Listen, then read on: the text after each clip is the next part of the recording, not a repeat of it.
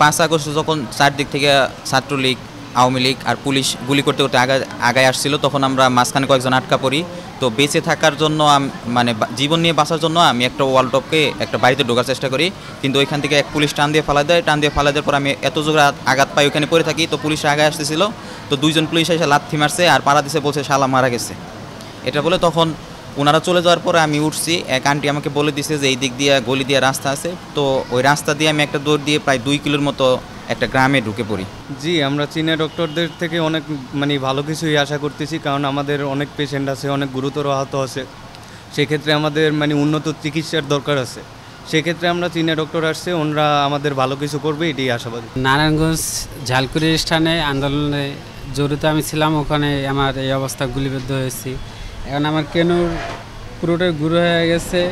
এখানে অপারেশন একটা হয়েছে, একটা অপারেশনে হবে না, আরও অপারেশন লাগবে। আমার হাতের কবজি আসলে নিচের দিকে নাইমা যায়, উপরে ওঠার কোনো শক্তি নেই, আঙুল সোজা হয় না। কারণ আজকে যে চীনের থেকে আসলে যে ডাক্তাররা এসেছে বা যারা এসেছে, আমরা সবার কাছে আশা রাখি বা আমাদের এখানকার উপরের লেভেলে যারা লোক আছে বা সরকারের কাছে আশাবাদী রাখি, আমরা যারা একটু বেশি সিরিয়াস যাদের সমস্যাগুলো বেশি, তাদেরকে পাঠাই দিলে আশা করি ভালো হবে।